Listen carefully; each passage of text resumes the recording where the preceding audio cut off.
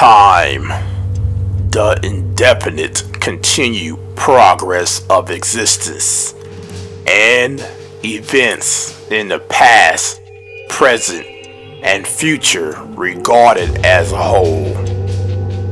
It is a measure constructed by man to keep the mind in a prison. Since birth, we've all been contending a race that no one will ever win. The constant struggle of the everyday hustle and bustle just to punch another man's clock. Priceless seconds ticking away till one day you wake up and you're old. There's a ninth dimension beyond that which is known to man. It is a parallel as vast as space and as timeless as infinity. It serves as a meeting point between light and darkness, between science and superstition, religion and politics, and it lies between the pit of man's fear and the summit of his knowledge. For the remainder of this episode, we will journey to the unknown, one time for your mind.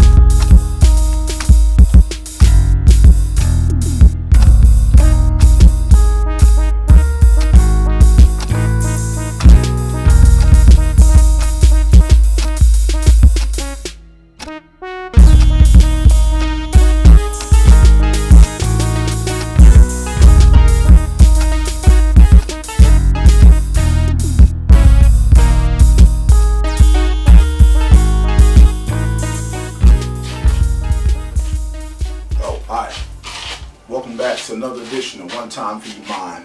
I'm your host, the International Tape Incorporated. Today's subject is she means man. Okay, and sigma. If you look up Hebrew, look up the word sigma in Hebrew, and you'll see that it actually translates to slave. So when they say the sigma 6, what they're talking about is man slave. Man slave, which is the topic of this actual subject. Today's episode is actually brought to you by Green Diamond Rooster Food Products, also brought to you by Mama Sugar Shack, and once again, Big Shots Photography. I want to give a special thanks also to Team Tape America and Team Tape Canada. Check them out online at www.teamtapecanada.com and or www.teamtapeamerica.com. So let's get into it. In the wake of the U.S., there's a lot of things that are going on, particularly with the Native Americans. Everybody's changing their logos and stuff like that. The Washington Redskins changed it to the Washington Football Team. Kansas City Chiefs is probably next. The Seminoles in Florida, and so on and so on. There's one team in particular that says they're not going to change their names. That's the Atlanta Braves, for whatever reason. If this is offensive to one brand or group of people, then all of it should be. And that applies to everything. You can't have this, a little bit of this, but this right here got to go. Either all of it goes or all of it stays, man. We can't do both of them, you know what I mean? Now, the Land O'Lakes butter, doing all this, they quietly, sneakily took the Native American off their butter and the letter O. Oh, yeah, they did that. But how many of y'all listening to the sound of my voice know the name of the Native American that was actually on the butter? I'll wait. Right. Her name was Mia. Mia. But if you abbreviate Mia as M-I-A, you get missing in action. And that's exactly what happened. They quietly did it. It wasn't a national thing on we're going to do it, blah, blah, blah, to support the movement. These people are classically throwing rocks and hiding their hands, which coincidentally looks like this. The same way that you get arrested. There's a group that came out in the 90s called Arrested Development. And shouts out to them as well. They talk about a whole bunch of these things that are going on right now that we're actually seeing transpire right now in 2020. I'm just one of those people that bring it to you on my platform because I'm not scared or afraid to show you and tell people what's going on, because where else are you going to get it from? You're going to get it from mainstream media, who we all know is completely biased, depending on what agenda they want to push out here. There's a lot of agendas, hidden agendas within agendas. You know what I mean? Synopsis, you know, there's sleeper cells, so to speak. You know what I mean? You may have a book. Say you're in class and you got a book. And the person beside you has a book. And the person behind you has a book. And the person in front of you has a book. And y'all all reading the same book. And when you turn to page 4, there's a whole different set of instructions for you to follow. And it says something like, your mission is blah, blah, blah. The objective is blah, blah, blah. Just in case the people around you don't follow their mission, you have a separate mission to carry on and continue on with the plan. And if this doesn't happen, then this right here is going to happen to your family or happen to you. Too many people out here are quote unquote committing suicide. Healthy people, healthy-minded people, been healthy for years, and all of a sudden something bad happens in their life, they commit suicide. Well, I was always told, if you don't want the truth to get out, you bury it. Sounds familiar? Doctors and law enforcement get to bury their mistakes. Some of y'all listening to the sound of my voice who's not in these fields of work don't have that same luxury. You ever heard of a doctor having somebody on an operating table and they say, oops, and then boom, they flatline whoever it is, right? They can't revive them, write it off as such and such, such and such. The nurse jots it down as such and such, such and such, and boom, they send them down to the morgue, and that's the end of the story. If you do the research on some of these things I'm telling you right now, you realize a lot of cases of malpractice that happen in these hospitals and private practices as well, that the paperwork is always funny. But you know, if somebody dies outside the hospital, what has to happen first? The coroner, as in, you see what I'm saying, has to come out, identify the body, cause of death, time of death, and even place of death before anything ever happens to the body. And from that point, weird things happen. If the person's already deceased at the scene, say the person is a bag of meat, what is the logic of that person going to the hospital, then going to a morgue somewhere to have a funeral? Would it just make sense to go straight to the morgue and skip the whole process? No, see, everybody has to get paid, because now the body has to be moved by the ambulance, which is going to cost you about $2 grand. The hospital, they're going to do their work and send them downstairs to the morgue. They get money. Then you call the family up, next of kin or whoever's available to pay the bill, make sure they're alive, of course. And then it goes to a funeral home or something somewhere, and it costs an additional $10,000 to do the process the body and of course put them in the ground. That's a lot of money. It costs to live, it costs to be born, and of course it costs to die. Even in death, you're not free.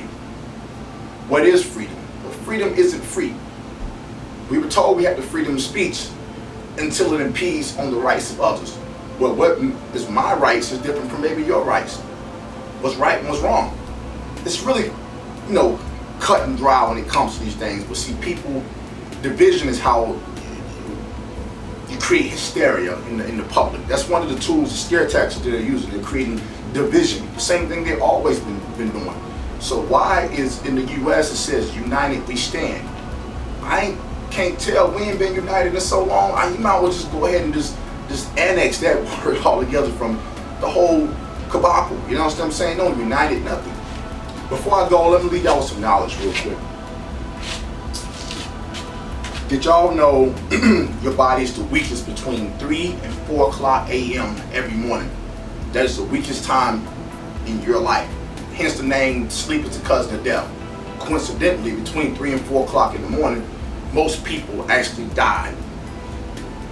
Let us sink in for a second. The sensation of falling down when you're in a deep sleep suddenly and waking up is called hypnic jerks. So if you're sleeping, of course you don't see it, but say you got a spouse or something nearby and they see you doing the shakes or whatever, they may call them seizures. And you tell a person when they wake up, this is what happened, and they go to the doctor. And of course, nobody leaves the doctor's office without a prescription. Now they got a prescription for some medication that has nothing to do with something that's probably naturally occurring in regular everyday life.